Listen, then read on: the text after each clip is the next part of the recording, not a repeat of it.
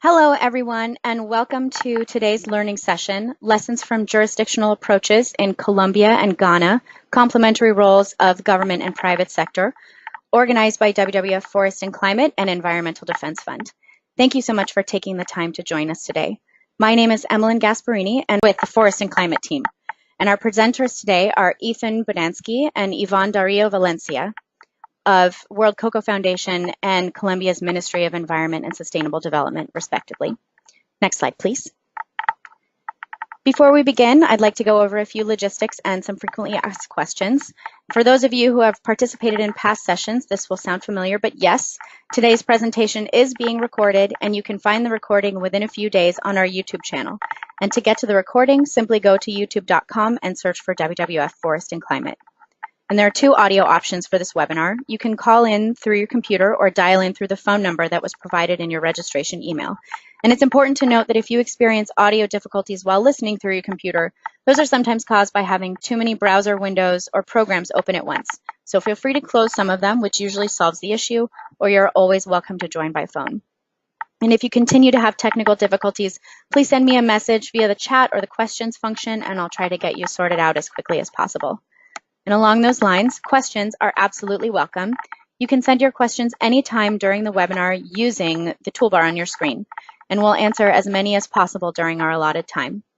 After the webinar, you'll receive a link in your follow-up email with additional forest and climate resources from WWF, including a link to the YouTube channel where you can watch a recording of the session once it's posted. So thank you again for joining us, and with that, we'll get started. Next slide, please. So Lloyd, looks like you're going to start us off. Great, thanks, Emmeline, and hi, everybody. Thanks for joining our webinar today on this topic of jurisdictional approaches to zero deforestation and conversion, with a nice opportunity for a closer look at experiences on the ground in Ghana and Colombia. First is a quick introduction. I'm Lloyd Gamble. I'm Director of Forest and Climate in WWF US. I've worked about 7 or 8 years now in the red space, and increasingly at the intersection of jurisdictional sustainability initiatives and commodity production, which is so often a primary driver of deforestation and conversion. As Emmeline mentioned, we're happy to be co-hosting the webinar today with our colleagues from Environmental Defense Fund. Both WWF and EDF are doing quite a bit of work to test and advance jurisdictional approaches on the ground, and to help circulate lessons from leading examples so that we can all learn from them, which is exactly the intent of this call.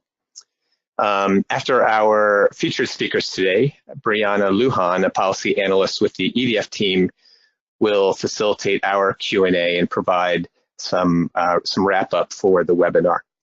So before I introduce our speakers, I'll provide just a few big picture framing remarks on jurisdictional approaches. Next slide, please. Certainly there's a lot going on with landscape and jurisdictional approaches these days. It's quite a hot topic. What does this look like? Well, first, there are a growing number of these place-based initiatives around the world. This graphic shows mostly member states of the Governor's Climate and Forest Task Force, but these overlap partially with important multilateral finance pipelines like the FCPF Carbon Fund and the Initiative for Sustainable Forest Landscapes.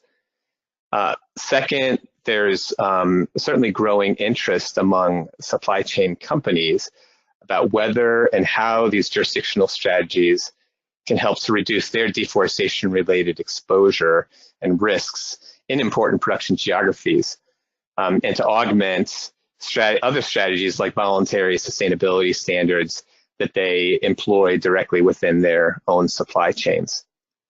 And third, in the last year or two, we're seeing an emergence of many platforms and new methodologies that are designed to help create some of these linkages between private sector and these jurisdictional initiatives.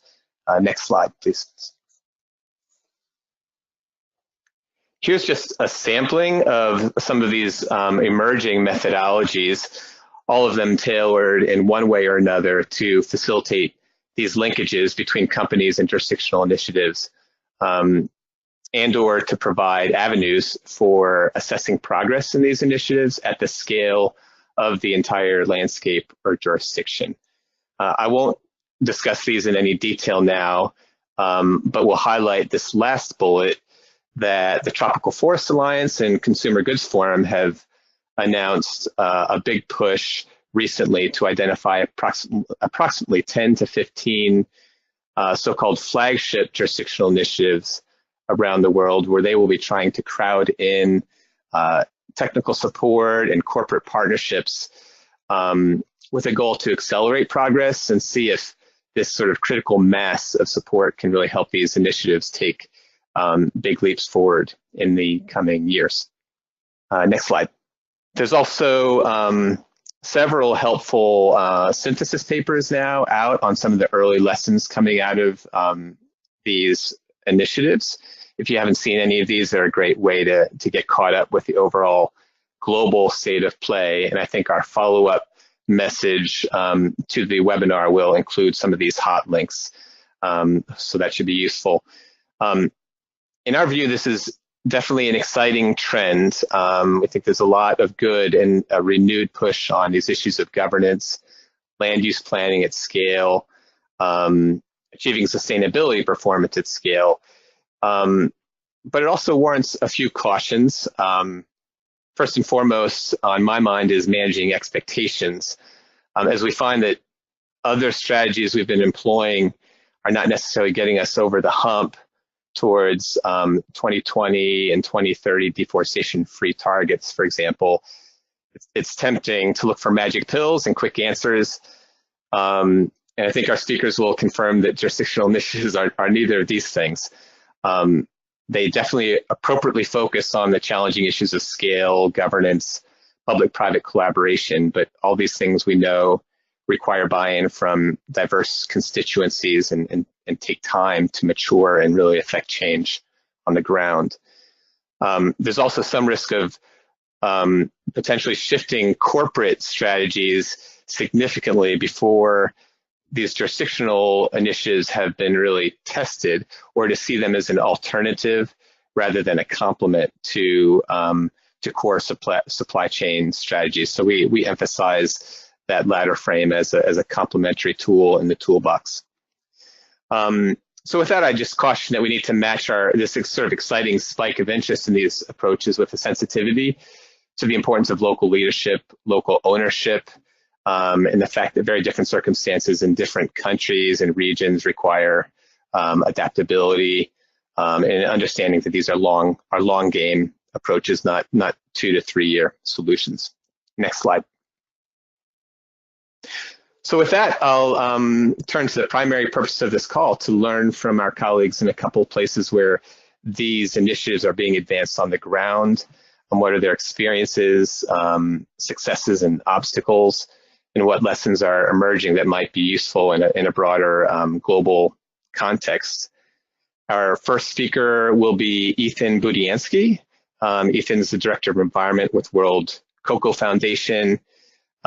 He worked about 8 years in the cocoa sector before taking on a portfolio at WCF on climate smart and deforestation-free cocoa. And he's going to speak about the latest news on the Cocoa and Forest Initiative that touches down in Ghana, Cote d'Ivoire, and Colombia, with a focus, I think, primarily on Ghana. And then Ethan will turn over the screen to our second speaker, Dario Valencia. Ivan is with the Ministry of Environment and Sustainable Development in Colombia. He coordinates Colombia's low carbon development strategy and is Colombia's focal point to TFA 2020, which will hold its General Assembly in Bogota just in another month and a half or so, in May. And Ivan will be speaking from his experiences in Colombia, both on jurisdictional and supply chain strategies, and some discussion of where and how these are intersecting in Colombia. So with that, Ethan, I'll pass it over to you, and thanks for being with us today to both of you. Wonderful. Thank you, Lloyd. That was a great setting the stage. Hello, everyone. Good morning, good afternoon. This is Ethan Budiansky. I'm the Director of Environment at the World Cocoa Foundation. Can we go to the first slide? Wonderful. Yeah, so I'm the Director of Environment at the World Cocoa Foundation. Let me give you just a very brief overview of who we are. We're an NGO based in Washington, D.C., though with offices in West Africa and Latin America, focused on promoting cocoa sustainability globally with a focus on the economic, social, and environmental pillars of sustainability. And the way that we really do this is through our convening power of the private sector in particular, to then engage directly with governments, with donors, with NGOs, with the international and national level on these key sustainability issues. Next slide, please. And what's really unique about the World Cocoa Foundation is our membership. We have over 100 members of the leading cocoa and chocolate companies around the world, representing somewhere around 80% or 85% of global cocoa supply.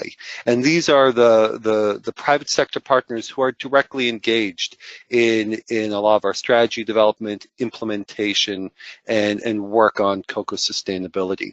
But let's talk specifically about the Cocoa and Forest Initiative. So let's jump to the next slide, please. So I hope you've heard about this, the Cocoa and Forest Initiative, which we launched in partnership with the Prince of Wales Trust and IDH, going back to 2017.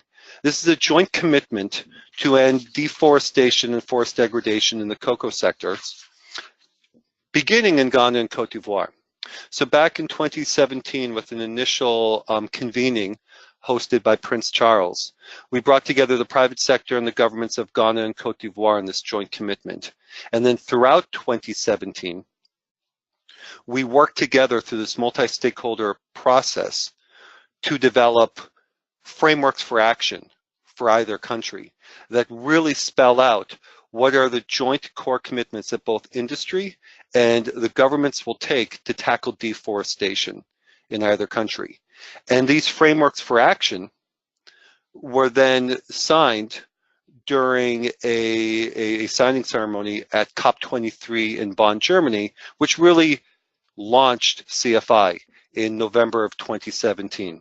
And at this point in time, we have 33 cocoa and chocolate companies, in addition to the two governments, who are signatories of the Cocoa and Forest Initiative.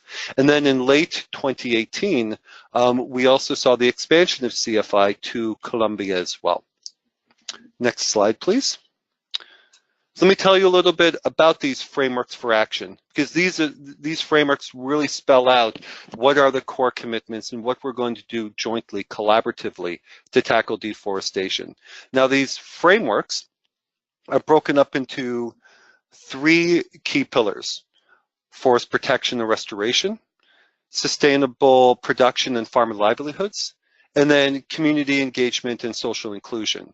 And key to the frameworks and key to CFI is establishing an overall monitoring structure, including satellite monitoring, as well as high-level indicators as well. Next slide. Now, within these frameworks, we've identified a number of key activities, key priority activities that both industry and government are adopting across these different pillars. First and foremost, there's no further conversion of forest for the purposes of cocoa production, and the elimination of all cocoa sourcing from national parks. Second, the adoption of a differentiated approach to improve management of the forest reserves, also known as the Forêt Classées in Cote d'Ivoire, very much based on the level of degradation in these forests. Third, heavy investment and focus on replanting and forest restoration, including cocoa agroforestry. Fourth, working towards 100% traceability from first purchase point, from farm to first purchase point, including heavy investment in mapping and deforestation risk assessments as well. Fifth, improving productivity, smartly, focusing on growing more cocoa on less land, reducing encroachment into the remaining forests, and the adoption of climate-smart cocoa practices. Sixth, the promotion of landscape-level approaches, which is something I'll obviously expand upon over the next few minutes. Seventh, farm-level diversification, also incorporating agroforestry at the farm level. And then last, but certainly not least, the promotion of community-based natural resource management. Now, these companies, the 33 companies as well as the governments, are all determining how they can best adopt these different key activities in the promotion of and the fulfillment of their commitments to CFI. Now let's go to the next slide, please. CFI is very much a collaborative approach. It's a joint commitment between private sector and government, and then bringing in the CSOs, the NGOs, and other technical leads, as well as the donors. The government is leading a multi-stakeholder governance structure in both Ghana and Cote d'Ivoire, involving steering committees and coordination committees and technical committees and technical working groups, in which you see it's very much multi-stakeholder. You're seeing a lot of both public and private sector collaboration. IDH is playing this unique role of the secretariat of this multi-stakeholder platform. WCF obviously comes in as the representative, the lead from the private sector, helping to drive private sector, but then also speaking on behalf and negotiating on behalf of private sector as well, the convener. Technical working groups play a very critical role within this governance structure in country to really identify and build out some of these key technical issues, such as traceability, such as agroforestry, and providing those recommendations to help build a cohesive approach forward. Now, in July of last year, we had a major accomplishment of both Ghana and Cote d'Ivoire finalizing and validating their national implementation plans. So taking those frameworks that were signed back in 2017 and actually identifying the actions and investments that they'll be making and that they are prioritizing over the next many years to fulfill the commitment to CFI. And that really forms the frameworks for then the industry to come in. And hopefully you've been looking in the news and you've seen this in the news over the past 2.5 weeks at this point. The 33 companies are each individually publishing their CFI action plans. And these action plans spell out what each individual company will be adopting, will be investing in to fulfill their commitments to CFI. And we have many different layers of the value chain, from the retailers to the branded companies to the traders, even to the small little chocolatiers, as well as one of the largest LBCs, national licensed buying companies in Ghana, also a signatory of CFI. And they're all developing their individual action plans that really spell out what are the key activities that they'll be taking to fulfill their commitments in line with the national priorities, but also more expansive across the cocoa sector. And these are all being publicly disclosed over the course of March, and they'll all be put out there for public viewing by the end of this week. Now, if we can go to the next slide, I want to jump now into the priorities of Cote d'Ivoire. Within the National Implementation Plan, it's very much through a multi-stakeholder process. The government of Cote d'Ivoire has identified 5 priority regions in Cote d'Ivoire that they want to prioritize as part of CFI. And these priority regions, these are based upon deforestation trends, the level of cocoa production, the number of farmers in those areas, the amount of forest that's remaining. These priority areas, 4 out of 5 of them, are also directly aligned with the emissions reduction program in the country, as well as the activities as well. And in each of these 5 priority regions, they are working on, or they have the ambition of establishing multi-stakeholder landscape governance structures to carry out the key activities within CFI. So it's these five priority regions that when the industry has been developing their individual action plans, they're developing national action plans for themselves, but they're also prioritizing these regions as well. If we can go to now Ghana, the next slide. Ghana, in their national implementation plan, has identified 6 hotspot intervention areas, which are directly aligned with the Ghana Cocoa Forest Red Plus program. And these 6 hotspot intervention areas cover about 2.5 million hectares of land. And these were similarly chosen based upon the level of deforestation, the amount of cocoa, the farmers that exist there, and really the opportunities to establish jurisdictional landscape approaches within these areas. With these hotspot intervention areas kind of setting the stage, we now have a handful of pilots that the private sector is implementing on the ground. And we tell you about those. So if we could go to the next slide. In Ghana, there are 2 cocoa trading companies, Olam and Tutom, who are each individually implementing jurisdictional approaches within the hotspot intervention areas. First off, there's Olam, that's implementing a 4-year project in partnership with Rainforest Alliance that's really focused on creating corridors around fragmented forests within the Cefuyoso, Bodi, Akontombra districts, and the forest reserves associated with them. The corridor, once established, would help protect around 100,000 hectares of forest.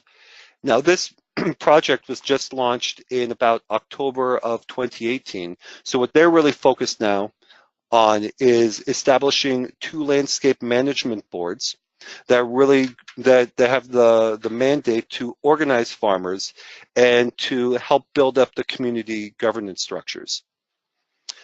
Tutom, another major trading company, back in, I believe, 2017, launched their Partnership for Productivity, Protection, and Resilience in Cocoa Landscapes, the 3PCRL, PRCL project.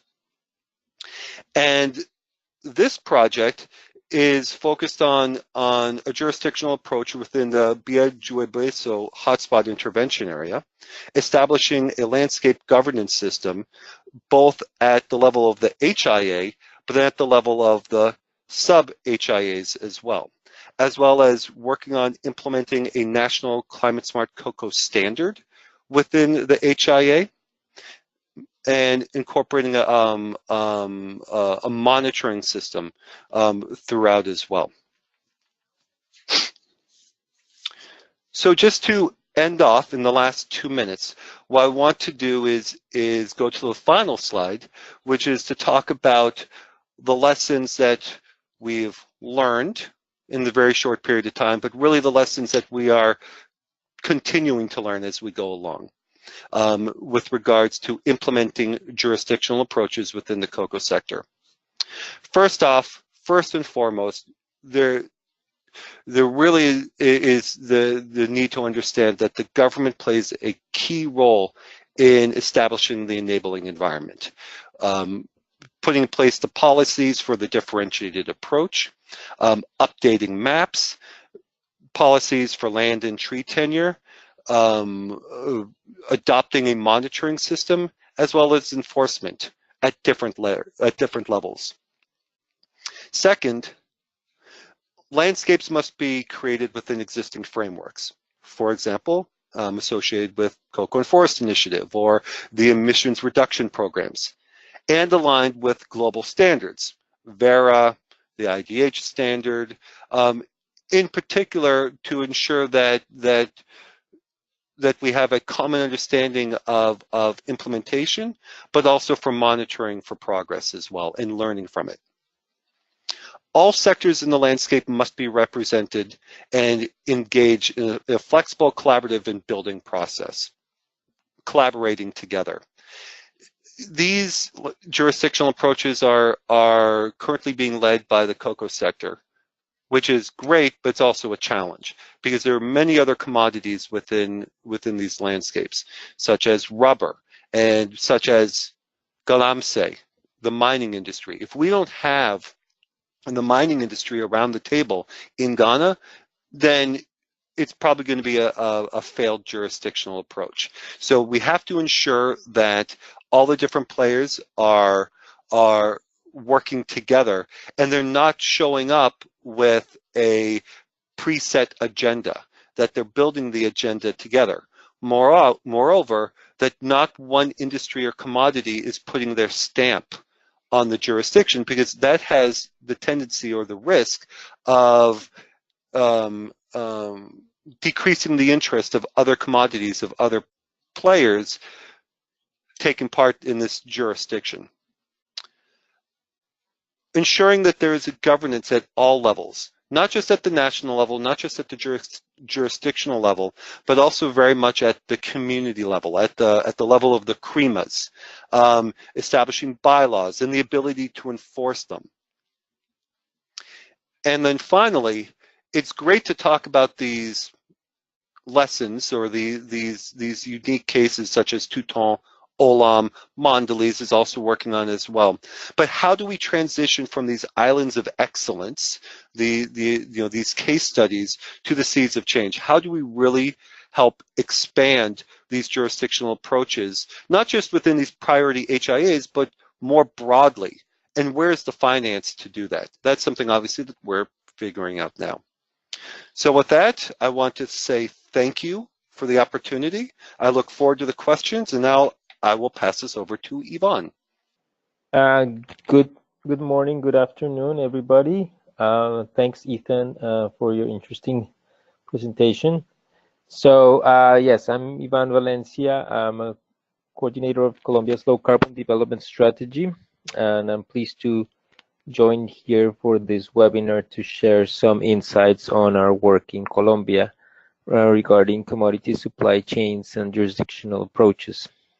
Well, first, briefly, a bit of context. This is a map of Colombian existing forest area. The yellow is not deforestation, is lack of information on an annual basis. However, to the right, we see a tendency of increased deforestation in the last couple of years, which is actually continued in 2018, according to our most recent figures, which are not yet released, but the partial figures indicate an uptick in deforestation, unfortunately, and this is due to a big change we had in the end of 2016 when there was a peace agreement signed.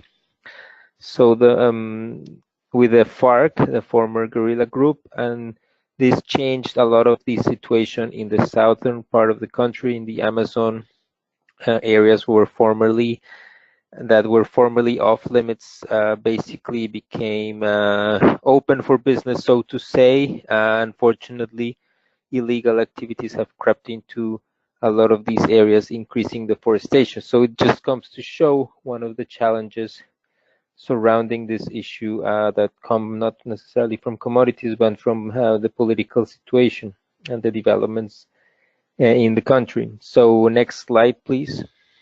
So we have in the government worked to develop zero deforestation agreements, and we conceive these agreements as voluntary agreements with the supply chains, where signatory companies, being their producers, processors, marketers, consumers of consumer companies, or buyers can demonstrate that their production chain is free of deforestation. So I was saying that the zero deforestation agreements are voluntary agreements that we as a government pursue with different stakeholders in the supply chains, of the palm oil, beef, dairy, timber, and cocoa commodities, so that these companies that are part of them, being their either producers, processors, buyers, purchasers, can demonstrate that their supply chain is free of deforestation. So as I mentioned that we are a member of TFA 2020, one of the two countries in Latin America, the other one is Peru, and we will be hosting the TFA 2020 annual meeting this coming May in Bogota from 6 to 8 May. I guess this is an indication of the work we've put into this. I want to indicate that the commodities are not necessarily the biggest source of the agent of deforestation in the country, but they do play a role, and we want to foster the positive role that sustainable production can play in removing pressure from forests. So we look at commodity agreements in this way. So far, we have already put in place two zero deforestation agreements with the palm oil supply chain and with the cocoa supply chain, as Ethan mentioned, within the framework of the Cocoa and Forests Initiative. Also important to mention, for timber, we already had an initiative, public-private initiative, called the Intersectoral Pact for Legal Timber, where actually WWF is a key participant, where the idea is to foster legal timber trade, and this is going to include in the very near future a zero deforestation component to foster traceability in the supply chain. So we have this objective of pursuing zero deforestation agreements. Next slide, please.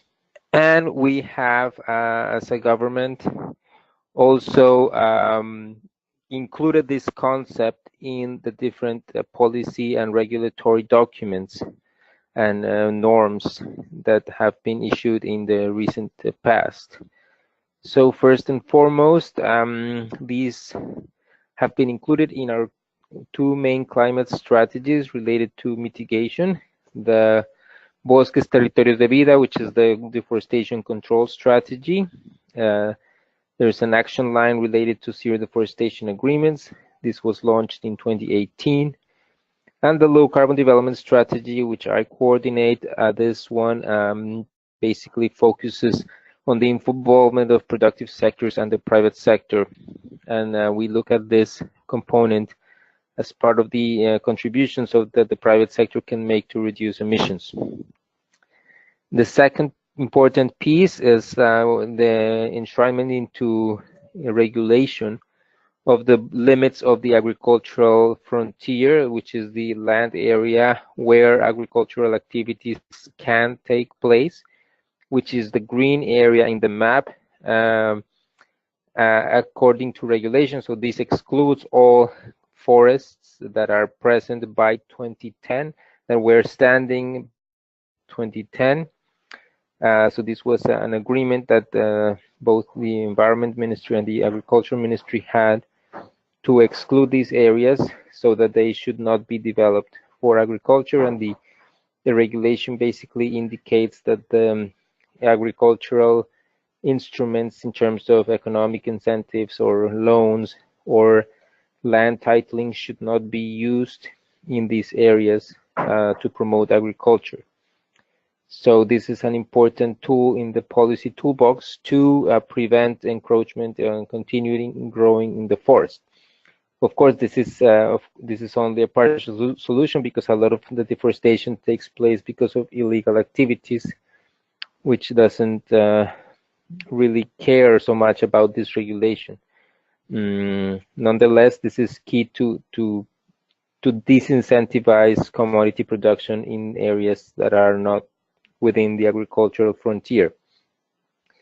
And thirdly, with the new government that took office in August 2018, this concept of zero deforestation agreements has been incorporated, and we have a target of having 5 in place and under implementation by the end of the 4-year period so to have agreements with all the supply chains that I have mentioned. So next slide, please.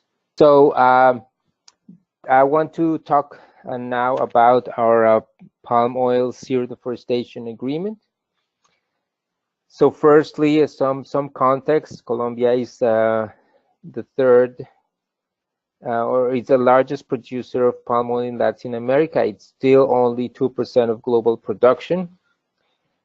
We have 550,000 hectares of the crop distributed in 5 regions, in 64 what we call nuclei, which is like or mills that have their own areas of influence, and more than 6,000 producers. We have a high potential for increasing planted area without any encroachment in forests. Basically, areas that are currently pasture have the potential to become palm oil areas. Our guilds have a relative high degree of awareness and responsibility, and with a 15% of production being certified RSPO, another portion being certified ISCC. We're going to focus somewhat on Orinoquia, which is the area to the center right of the map, where you see some shades of purple, and there are some production of palm oil. This is the llanos, the savannas that we share with Venezuela. Our main export destinations are the Netherlands as a gateway to Europe. However, we also import some palm oil from Ecuador, particularly because combined together the production and exports and import, so we do need to import some palm oil to compensate for some of the palm oil that is exported. We do use a lot of palm oil for biodiesel. We have a national regulation of minimum biodiesel mix, and that takes almost more than a third of the production, leaving less than a third to production of food and cosmetics for the country. Part of the work that has been done with the agreement is to generate a baseline for deforestation, and this map shows a preliminary map of this baseline, so it's not yet official, but it indicates that less than 20,000 hectares have been deforested due to palm oil since 2010. And the hotspots for these are the ones shown in red in the middle, in the northern part of the country, in the northern central part of the country. But this is being perfected and corrected and to high degree of accuracy at the moment, and we expect to release this map quite soon, in the coming 2 months. Next slide, please. So the objectives of this agreement is to, of course, contribute to conservation and restoration of forests, that we agree on a mechanism to validate zero deforestation, monitoring, and traceability for zero deforestation palm oil. I mentioned that we use the year 2010 as a cutoff date, so we count deforestation that occurred afterwards as the one that will not be allowed under the agreement and could not be therefore labeled zero deforestation if palm oil has been grown in areas that were felt after 2010. The agreement, of course, looks at promoting sustainable production and responsible consumption, and to differentiate Colombia's palm oil in the international context. So we look to have a national impact and seek new so that we cover most of or all of the supply chain. Next, please. So under the agreement, the companies are committed to, 1, conduct a risk analysis of their palm oil production and supply chains. After they have done that, they have to establish zero deforestation production and or supply chain quantitative commitments, and they also have to indicate when they would reach 100% coverage. Important to mention that this applies both to production and imports if they do so. develop measurable milestones for 2020 and provide information to verify compliance. We put a lot of transparency provisions in the agreement. Also, incorporate environmental criteria in planning areas of expansion of palm oil, favoring forest and high conservation value areas. Basically, however, for new plantations, the agreement does indicate the importance of protecting other ecosystems that are classified as HCVs. And this is, for example, the case of some wetlands and savannas. Next slide, please. Yes, so under the agreement, the government on its hand has to raise funding to support sustainability efforts in the palm oil supply chain, lead dialogues across it to and articulate efforts with the TFA 2020 Colombia Alliance, which actually I forgot to mention, but this is also another creation in this recent past of an alliance that mirrors basically TFA 2020 at the global level. It mirrors it at the national level, and it becomes a platform for discussing supply chain zero deforestation issues. Basically, the government also commits to foster an expansion that is mindful of the environmental issues for any palm oil expansion, to generate the data that would be used to monitor the deforestation associated with palm oil, and to promote sustainability and zero deforestation palm oil in the international market. For this to happen, three ministries are involved: the Ministry of Environment, the Ministry of Agriculture, and the Ministry of Trade, plus the Institute of Environmental Studies, that is the one generating the deforestation data every year. So next slide, please. Okay, so for what have we achieved thus far? This was signed in the late 2017. Last year, we undertook a lot of meetings of all the members. We had a governance structure, rules of procedure.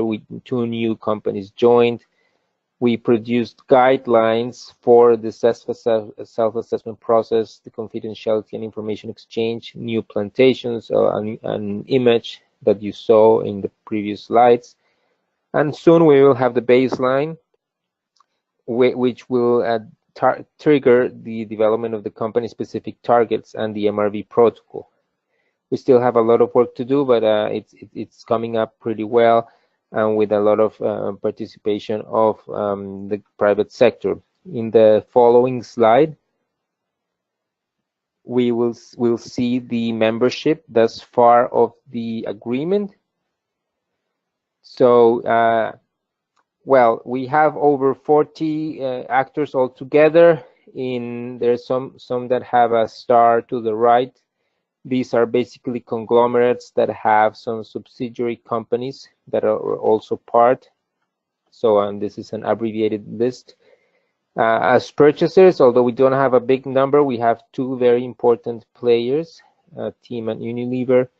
We have growers in all regions of the country, but particularly in Orinoquia, which I spoke about. The 2 main guilds of trade associations of biofuels and palm oil growers, Grupo Éxito, which is our biggest supermarket chain in the country, and civil society organizations, including, of course, WWF, 4 government entities, and 3GI as an observer. So with this, next slide. So what does it mean for jurisdictional approaches? And how do we take this to jurisdictional? So the Biocarbon Fund, which is a program managed by the World Bank on jurisdictions for both reducing deforestation and sustainable agricultural production. Colombia is one of the countries where it's being developed, and it's going to be launched very soon. The program focuses on the Orinoquia, which is 4 departments in the eastern part of the country that you see on the screen. mostly savannas. To the south, we have the border with the Amazon, some active deforestation hotspots happening there. Palm oil occurs in 3 of these departments, and we basically have the capacity with the agreement. In the near future, we hope to have all the growers that part of the agreement. That would be an expectation. So the question is whether we can succeed in having a deforestation-free Orinoquia for palm oil, even if some other deforestation keeps occurring. But we hope that this becomes a good example for other supply chains, in particular beef and dairy, that have a more difficult task, particularly for traceability, but which there's some interest in fostering these agreements as well. Of course, the challenge is not only about the forest and preserving the forest, but also maintaining the other ecosystems, where the issue is more difficult in terms of regulation, in terms of monitoring, and in terms of deciding which is the services point of view and biodiversity point of view. And of course, will this also make sense economically for companies and the region itself? That's not completely clear yet. Like, even though sometimes companies do all the right things, but they don't see a difference in the market in terms of price or recognition. So we do have to be mindful of that. And it's a challenge to see the market really reward these efforts, and in comparison to normal production. Sometimes we see that the treatment is the same, even though sustainable production usually does, initially at least, have a higher upfront cost. So I guess we have still more questions than answers. This program is just going to start, and the region is very excited about moving forward with this concept of climate smart agriculture. But it's still the business model is still a bit up in the air. If it really work? And we're working hard to try to bring the finance sector closer to this concept. We actually had implementation dialogue in this region with TFA in March, in the finance sector and the commodity space and the sustainable production space. So so thank you very much. This was all I had for you today. Great.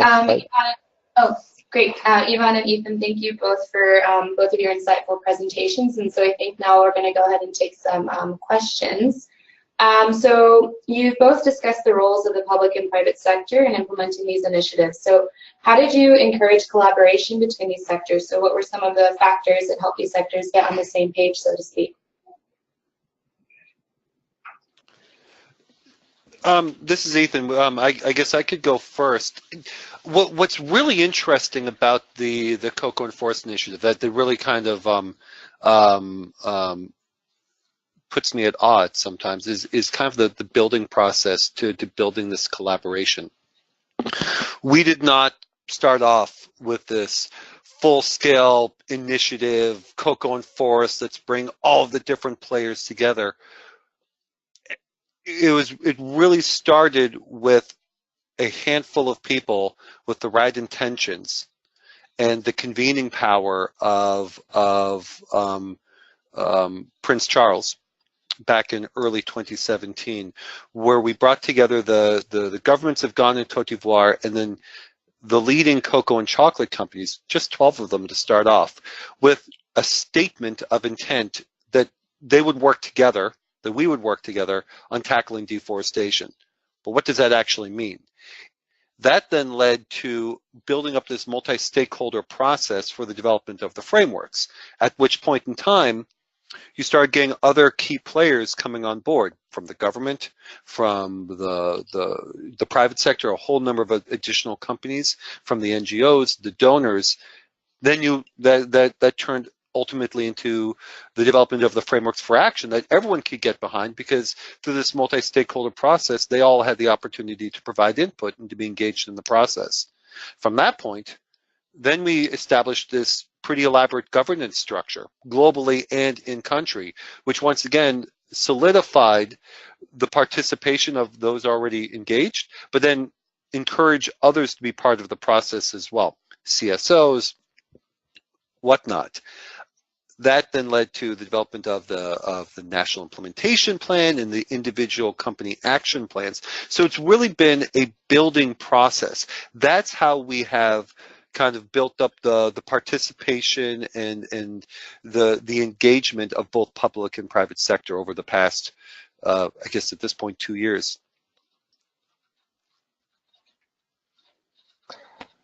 Yes, and with regards to Colombia and with both cocoa and palm oil, the interest is to distinguish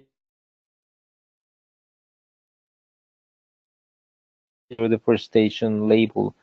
So we want to distinguish ourselves from what's happening, or what has happened in West Africa and also in the Southeast Asia. And to remain, since we have had limited deforestation due to both of these commodities, but we want to remain that way and avoid any risks of a boom encroaching on forests due to both of these commodities. And so the private sector has been on board with this concept. It's been harder, of course, to make them convinced that there is a lot of work to do in terms of information and traceability, and that this is not easy, but it's necessary. So it's necessary to document and have a strong, robust data to document these claims that we produce in a deforestation-free way. So, but it's been an interesting journey where they have basically been supportive of the concept, where the government supports with providing the information and providing a platform for engagement.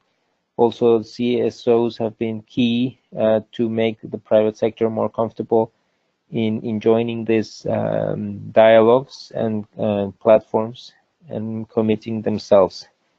And also seeing some leading companies also basically encourage other more perhaps skeptic companies to join somewhat later.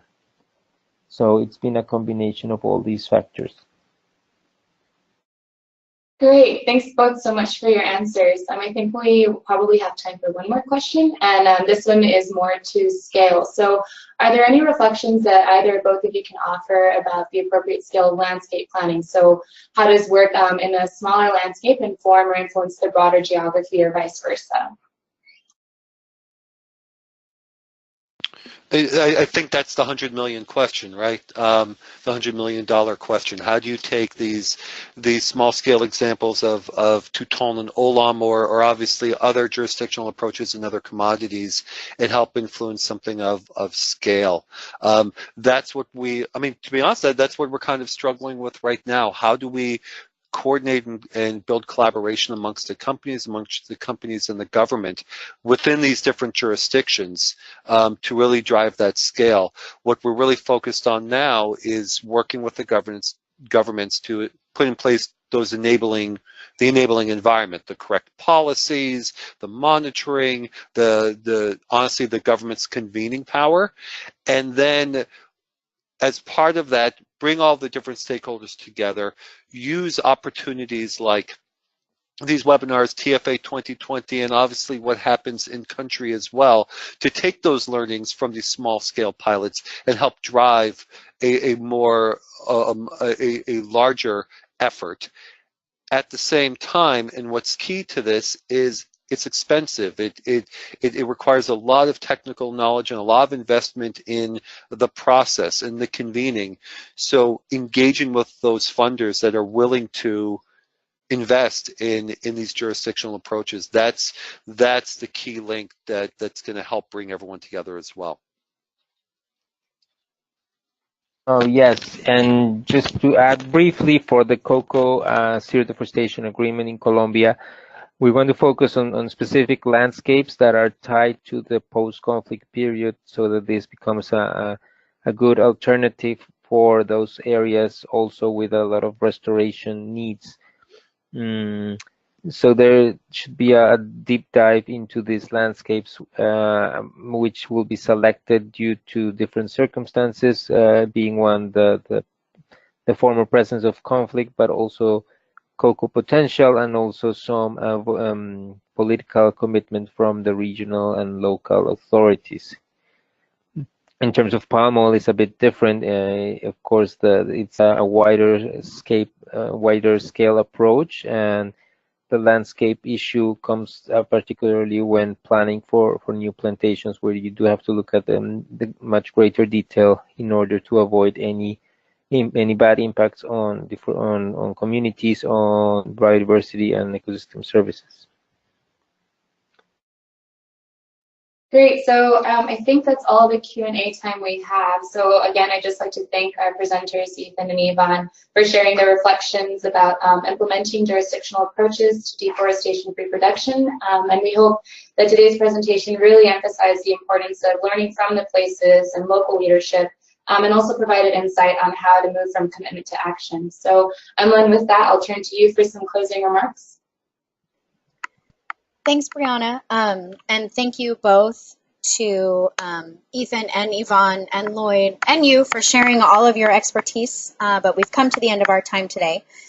Thank you also for the participants for joining us and sharing and sending in your thoughtful and engaging questions. We got a lot more questions than we had time for, so we'll see about following up with some of those after the webinar. And in about an hour, you'll all receive a follow-up email with some additional resources that are specific to this webinar, as well as the link to the YouTube channel where I'll be posting the recording, hopefully in about an hour or so. Next slide, please. And if you want to revisit this webinar or share it with colleagues, please feel free to do so. This series is free and open to the entire public. And on that YouTube channel that you'll see recordings of previous sessions there for additional enrichment. Next slide, please. So thank you all again for joining us, and we hope you have a wonderful day.